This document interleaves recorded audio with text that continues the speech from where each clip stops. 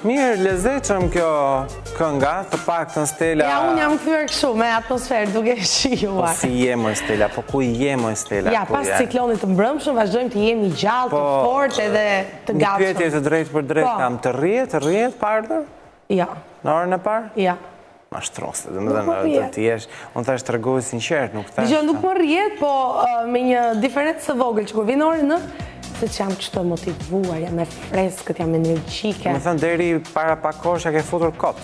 S'ke qenë fare motivuar e freskët, s'ke qenë kështu. Flas tani duke qenë se kemi kështu mungesa gjumi, kupton? Dhe orë 9 është pak sa më normale. Tashmë i ke gjumi, nuk ke më mungesa, se t'kemi lënë një orë kohë. Për fjetë. Po, qërë do më shumë, zgjohesh në 6, zgjohesh në 7, në 8. Asë në 7, në 8 mund të zgjohesh. Po, zgjohesh në 8, televiz vi 11, të vërtë në pashë. Po, shkej e ke bërë që në darkë, kotën e. Po, e kam gati e vërtet. Shumë brapsh, të që flenë gocat zakonisht. Mirë, do të flasim në ditën botërore të shkretirizimit, më duke t'ingulloni që ditëshëm ky term, por ja që ka një ditë të tillë, do të flasim pikërisht me Leonard Dedejn tani me Gentiana Reshkën në lidhjen e drejtë për drejtë.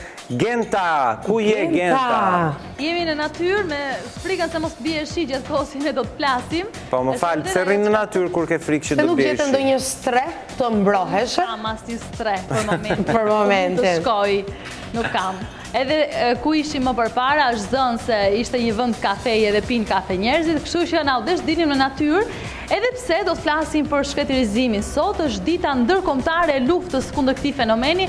Shqipërinë fakt problemi me disjen janë nga më të ndryshmet. Fillojnë që tek hedhja e mbeturinave, prerja e pemëve apo prishja e lumejve.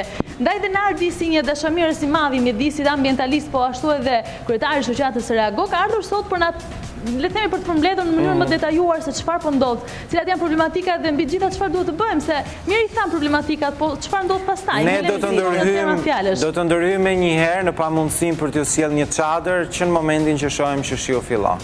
Faleminderit e vlerësoj. Ti reago Genta në këtë moment. Do të reagojmë të dy nëse bie shi. Faleminderit që jeni One Morning, mirëmëngjes. Mirëmëngjes, faleminderit për flesin.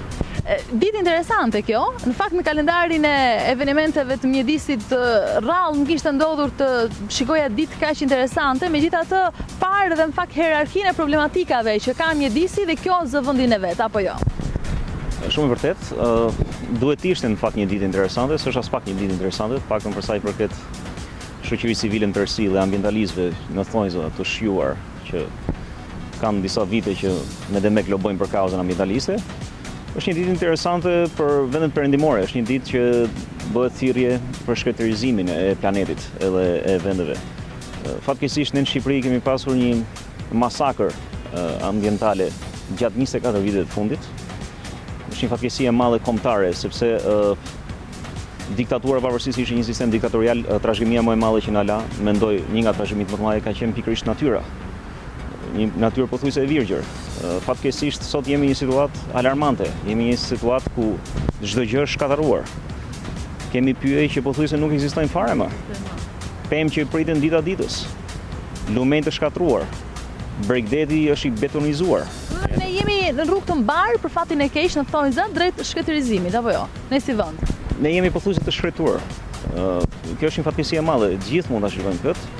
Edhe ne që jetojmë këtu në Tiranë pa dalur fare nëpër rrethinat apo nëpër malet edhe pyet që na ka falur Perëndia, që i kemi pasur diku po se nuk jemi më, po edhe dajtin këtu afër po ta shikosh, është komplet i prerë. Nuk ka fare i cunguar, mund ta shikosh me sy të lirë. Nuk ka fatkeqësi më madhe sepse nuk ka kontroll mbi territorin. Ne nuk kemi qenë në gjendje apo të aftë. Ndoshta kjo punë është bërë qëllimisht por ta sjell këtë vend deri këtu, janë për të shkatruar qëllimisht këtë pasuritë madhe kombëtare që ne trashëguam. Sot se ekziston pothuajse fare. Bota investon shumë lek, shumë energji, shumë kohë për të pasur këto pasuri, për t'i ricikluar në mënyrë natyrale këto pasuri, jo për t'i masakruar siç i kemi masakruar ne. Edhe sot ndjetëm në pikë të hallit. Vetëm para një jave dëgjova ministrin e mjedisit zotin Koka dhe shpresoj që projekti në fjalë të mos mbetet vetëm letër, një projekt që do t'i vinë ndihmë 7 liçenëve të Lurës, bëhet fjalë për një projekt mallor i cili do të mbjellim rreth mbi 2 milion pemë dhe fidan për ta pyllëzuar sërish një perlë të natyrës shqiptare. Por ama është për të përshëndetur, është një nga nismat e domosdoshme që shumë të nevojshme. Mos harrojmë që siç është Lura është komplet Shqipëria. Gjithandej ka nevojë për nisma të mëdha, gjigante, emergjente, për të rritur pyjet shqiptare. Sepse janë një pasuri e vërtet kombëtare, jo vetëm një pasuri kombëtare, është një pasuri shumë e madhe ekonomike. Di çfarë ndodh, Nardi, jemi gjithmonë mes dy çështjeve, para përpjekjeve që bëhen qoftë nga institucionet përkatëse të linjës apo jo, qoftë nga individ caktuar, organizata jo qeveritare, për ta rikthyer edhe një herë në gjendjen e mëparshme të gjitha pasuritë e natyrës që ne vetja kemi hequr këtij vendi. Dhe nga ana tjetër është ndërgjegjja qytetare që për fatin e keq është në nivele shumë të ulta reagimi.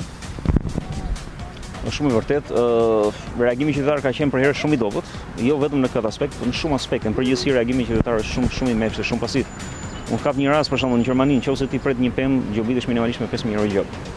Kurse tu tek ne, tjetri e pret pemën në mes qytetit, mes kryeqytetit, pas një lloj problemi fare, normalisht mund bëhet çfarë ti do qefi me pemën apo me ambientin. Nuk kemi kulturën e përgjegjësisë, mund të themi. Pse jo, dhe kulturën e përgjegjshmërisë. Sepse normalisht në këto raste, sollet shembullin e Gjermanisë, ju sjell një shembull tjetër, individi dënon individin. Pra, brenda shoqërisë, ajo çka është e natyrës është e gjithë e jona dhe nëse ti e dëmton, le të themi një pjesë natyrës, ke dëmtuar dhe mua, dhe fëmijët e mi dhe gjithçka. Kështu që ekziston aq e lartë ndërgjegja njerëzore në këto vende të qytetëruara dhe sigurisht me demokraci prej kaq vitesh, saqë ti je në përgjegjësi të plot përpara ligjit, por edhe përpara individëve të tjerë që janë bashkëqytetarët e tu. Ndërsa ne jo, shpeshherë bëhemi aleat, dashje pa dashje, duke mos folur, duke e lejuar. Atëherë mos kërkojmë më shumë se sa mund të arrijmë, sepse normalisht mendoj që emancipimi qytetar do të jetë shumë kohë që të arrijnë ato nivele dëshmirueshme siç është një qytetar i thjeshtë në Gjermani. Ajo çka duhet, ajo çka janë masat urgjente janë pikërisht reagimi i institucioneve, qoftë lokale apo qendrore, sepse janë institucionet, janë autoritetet ata që duhet të imponojnë rregullin e territorit, janë ata që duhet ta monitorojnë territorin shqiptar. Qoftë në përqytete, kryeqytete, qoftë edhe në përpye. Sot, siç flasim sot e kësaj dite, në këtë moment kemi masakra kryesore që zhvillohen në të gjithë mjedisin territorin shqiptar. Kjo është një gjendje alarmante. Nuk kemi masat mjaftueshme, drastike për të ndërmarrë vendime të rrepta, të ashpra kundrejt këtyre abuzuesve, sepse ashtu siç e theu ti, kjo është një pasuri kombëtare që i përket zgjedhjeve. Nuk është një pasuri thjesht aty për të pasuruar disa individ apo ku diun që ndoshta mund të kenë lidhje me pushtetin në kurrizin ton, sepse është një trashëgimi që po nuk i përtërit, nëse nuk mirëmbahet dhe menaxhohet siç duhet, normalisht do këtë situatë që kemi trashëguar deri tani. Kapni Bregdetin për shembull, është komplet i betonizuar. Çfarë mund bëhet me Bregdetin? Absolutisht asgjë. Është komplet i betonizuar, është diçka e vdekur. Është shumë e vështirë që aty mund të ripërtërihet gjelbërimi ose pemët. Por ama duhet të është një kosto shumë e madhe sepse ai betonizim aq është i lartë mbi tokë, është nën tokë, është e pamundur. Do me të pa llogaritshme. Po jo vetëm ato, po pyet që kemi pyetje shumë të rëndësishme. Ku janë pyetjet shqiptare? Janë të masakruara, edhe masakrohen sot kësaj dite. E normalisht autoritetet janë ata që e kanë në dorë, siç e thash, mos kërkojmë emancipimin qytetar sepse jemi shumë larg asaj.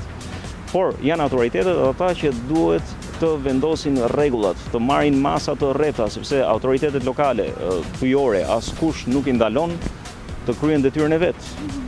Vetëm para 2 ditësh po shikoja një kronik, nuk i përmend emrin televizionit, dhe nga Bulqiza, me një pyetje shumë të madh, një masakër e vërtet nga Librazhdi, nga Gramshi, masakra të vërteta pyjore që vazhdojnë sot e kësaj dite. Është një fatkeqësi e madhe ti shikosh sot në këtë ditë këtë lloj realiteti të vazhdoj akoma, këtë plagë ta bëj akoma edhe më të madhe, sepse është një pasuri e të gjithëve, edhe të gjithë duhet ta ngrejmë zërin ton, të gjithë duhet jemi aty për pyet, ti mbrojmë ata, sepse aty rregulliset çdo gjë, rregulliset ekonomia e vendit, jeta. Pyetjet janë shumë të rëndësishme. Vendet, po ka një shembull tjetër, vendet nordike, për shembull Suedia, Norvegjia, Finlanda, janë një nga vendet më importuese më të mëdha në botë, sepse nuk i prekin pyetjet veta, kanë ligje shumë strikte për sa i pet pyetjeve, edhe kanë pyetje pafund. Por ama e trajtojnë si një pasuri shumë të madhe kombëtare. Edhe ashtu duhet trajtohet edhe tek ne. Ndërkohë që tek ne masakrohet, jo vetëm pyet, çdo gjë masakrohet. Natyra thua është masakruar në të gjitha drejtimet, lumenjt, guroret që shkatrohen, malet që po shkatrohen, kodra, gjëra për guroret. Lumenjt janë pikë fallit. Lumet janë pasuria, edhe lumet një nga pasuritë më të mëdha tona natyrore, urat më të pastra që kemi. Jemi vendi i dytë në Evropë, mbas Suedisë mos gabojmë, për ujëra, për depozita ujore të ëmbla. Edhe kjo është një pasuri jashtëzakonisht e madhe. Edhe kjo pasuri është në cënim. Është e cënuar sepse normalisht pa llogaritur këtu devijimin e lumeve që bëhen nga ana greke dhe nga pala maqedonse, por është mënyra se si ne nuk i mirëmbajnë lumen tanë. Kudo që mund të shikosh, ke vetëm njerëz që hedhin plera, ke pushtete lokale që hedhin plera nëpër lumen tanë. I trajtojnë si kosh plerash, edhe kjo është një fatkeqësi shumë e madhe, është një fatkeqësi shumë e madhe, ndërkohë që me jemi dhe njerëzit ose populli më i civilizuar dhe më i vjetër në Evropë, por të kesh gjithë këto pasuri të bekuara nga Zoti dhe ti trajtosh në këtë mënyrë është një fatkeqësi shumë e madhe kombëtare.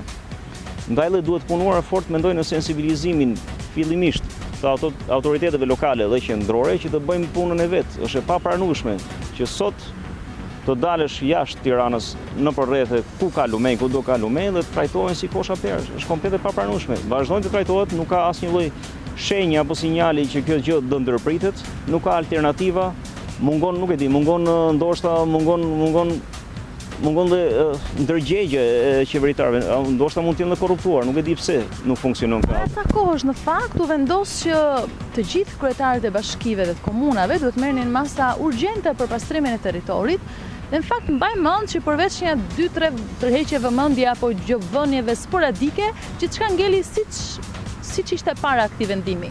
Ngeli shpesh herë në letër Nardi, me vendimet, me fjalët, me qoftë dhe veprimet i ngelimi aty nëpër mbledhje, simpoziume etj. Atëherë, me qeverinë e re që kemi tash, me qeverinë aktuale, është ndërmarrë një nismë të vazhdojnë edhe nisma që më ndërmorë edhe në Ministria e Mbrojtjes është një nismë për të përgojzuar, pak më për sa i përket pastrimit të Bregdetit. Mendoj që puna është shumë e madhe. Ka një punë shumë të madhe që do kërkoj, mendoj që nuk do bëhet për një kohë të shkurtër. Mendoj që do duhen vite, do duhet një kohë shumë e gjatë jo vetëm për të pastruar territorin, por edhe për të rritur pyet. Ke shumë drejt, shumë gjëra jo zbatohen, po miratohen ligje, gjëra, është diçka që e kemi parë gjatë 24 viteve të fundit, por handikapi që ndron në terren. Është mos realizimi, mos shkruajtja deri në fund të këtyre ligjeve, që miratohen. Në moment që miratohen, kemi pasur gjendjen që edhe për guroret. Mos gabojmë para 4 muaj, patëm një lajm shumë të bujshëm nga Ministria e Mjedisit që hoqi licencën tyre gurorëve dhe fatkeqësisht ato rifilluan punën vetëm 2 javë mbasi hoqin licencën dhe kjo është një paradoks shumë i madh. Shfrytëzimi i lumenjve. Mendoj që është diçka që e lidhur zinxhir. Mendoj që interesat nuk janë thjesht interesat private, por është i privati që është i lidhur me ato që ka pushtetin dhe normalisht kjo masakër mjedisore në tërësi do vazhdoj. Nuk e di për sa kohë, po për aq kohë sa po vazhdon, mendoj që edhe do vazhdoj për një kohë tjetër, sepse normalisht nëse këta qeveritarë do të kishin mend për të parandaluar masakrën mjedisore, nuk i ndalon asnjë lloj gjëje për të marrë hapa konkrete për të parandaluar këtë masakër. Ajo çka mua më shqetëson të gjithëve në fakt është ne po e dëmtojmë natyrën në të gjitha format nga më të skajshmet. Rrezikojmë të zhdukim lloje të caktuara të bimëve, të kafshëve, le të themi një prishje të sistemit ekologjik të florës dhe faunës. Ajo absolutisht po. Ne rrezikojmë të shëndetin mbi të gjitha, jo vetëm florën dhe faunës, pavarësisht që flora dhe fauna është shumë e rëndësishme. Është flora dhe fauna, ajo është shëndeti i mirëfillësit të natyrës, ekosistemi. Kapim edhe këtë rastin që kemi tash në Currila, që edhe aty është ndërmarrë një nismë tjetër po nga Ministri i Mjedisit për pyllëzimin e Currila është një kodër shumë e madhe atje që çdo vit aty rrëshet lejo nga shira sepse mungon pyllëzimi. Normalisht edhe kostoja në masakrimit të tyre është shumë e madhe për buxhetin shqiptar. Është shumë e madhe sepse normalisht të ripërtërish pyet, normalisht ka një kosto shumë të madhe që i kushtojnë shumë shtetit. Edhe kjo është një paradoks tjetër, sepse normalisht duke pasur parasysh që ka një kosto për të ripërtërirë këta pyje, lejohet të masakrohet nga ana tjetër. Nuk arrita kuptoj këtë lloj paradoksi. Ndoshta i duket si s'është mungesë kontrolli sepse normalisht kur ke një pjesë njerëzish që nga një anë masakrojnë ambientin dhe bëhen milionerë duke masakruar ambientin në kurriz të gjithë popullit shqiptar, nga ana tjetër po në kurriz të popullit shqiptar me fondet dhe me taksat e popullit shqiptar i përtëriten këto pyje. Është një paradoks shumë i madh, diçka shumë ironike. Por gjithsesi do e thoja që është një pasuri që duhet shmuar dhe ne duhet arrijmë edhe ne si qytetar, absolutisht që po, duhet ta kuptojmë vlerën e pasurive kombëtare. Edhe një nga këto është natyra. Natyra është një pasuri shumë e madhe.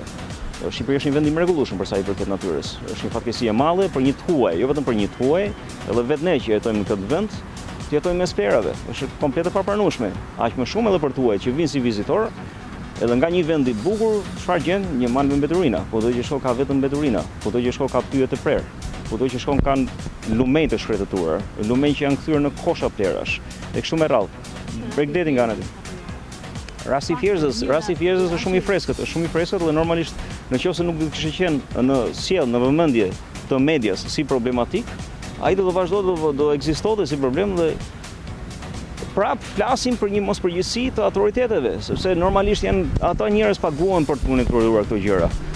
Media bëri punën e vet dhe shumë mirë bëri që e bëri dhe e inkurajoj ta bëj punën e vet, jo vetëm në Fierzë, por kudo që ka probleme të tilla të shtrirë në gjithë Shqipërinë. Por ama edhe aty kemi bëjmë një mungesë përgjegjësie të autoriteteve përkatëse, sepse normalisht si mund ta lejosh diçka të tillë. Kur dolën në pamje televizive ishin një tmerr i vërtet. Ja nuk dukesh fare si liçen, dukesh si një mal me një fushë me mbeturina, një lëndinë e madhe me mbeturina. Ja është fatkeqësi e madhe të shikosh gjëra të tilla sot në këtë ditë. Ja është pa imagjinueshme. Dhe normalisht është pushteti lokal ai dhe qendror që absolutisht nuk e kryen detyrën e vet siç duhet. Por arsyet e veta personale mendojnë sepse ato e kanë tagrin ligjor të parandalojnë këto masakra mjedisore, absolutisht kanë tagrin ligjor të ndërhyjnë në çdo moment dhe kudo qoftë. Ti edhe kryetari i një lëvizje shoqërore civile reagoi apo jo? A mendon se ka ardhur koha për një reagim të fortë mbar qytetar?